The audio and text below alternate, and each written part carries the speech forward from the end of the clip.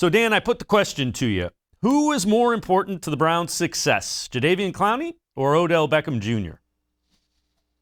It's such a fun question. And you can make such a compelling case for either guy.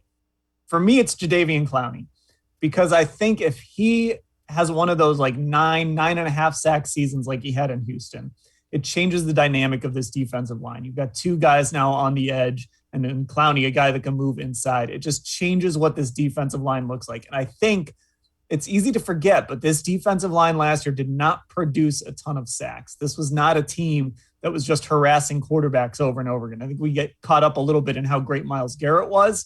The rest of the line, though, just didn't always deliver. Some of it was health and things like that. But Clowney's super important. Odell Beckham is a dynamic player. We talked about him in the first segment. He's a great player, one of the best receivers in the game when he's healthy. But there are things he does that you might be able to replicate. You can find a downfield threat somewhere. You can find some of those quick passes somewhere. Is it going to be to the level of Odell Beckham Jr.? No. But you can kind of find good enough to sort of fill some of those roles that you get out of Odell Beckham Jr. So I think Jadeveon Clowney, of those two, him coming back and being the player he was in Houston than anything, I think is more important. Yeah, and, again, if Odell Beckham is Odell Beckham, that offense is going to be going.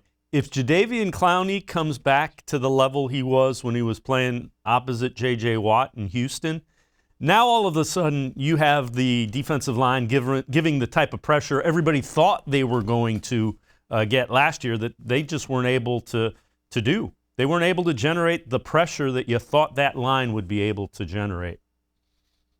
Yeah, Beckham takes your offense, which was already pretty good, and potentially takes it from good to one of the best offenses in the league. There's no debating that. Clowney could take your defense, though, especially when you combine it with how much better they're going to be in the back end. Clowney and Garrett combined could take your defense, and from what was a defense that was 20th in the league, and now you might start talking about a top 10 level defense. And it's not just because of Clowney, but it's because of how he fits on that line and his ability to be disruptive, and how that's going to benefit Myles Garrett and how that's going to benefit everybody else on that defense. Yeah, without question. And again, people get all caught up in sacks, and they're important. That's what gets a guy paid.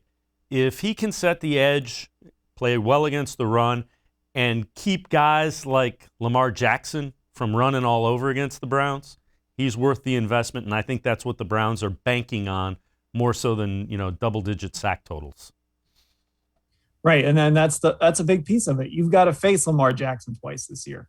You're going to have to face Ben Roethlisberger twice this year. I don't know if Roethlisberger is going to look more like Roethlisberger this year or not, but you do still have to face him twice this year.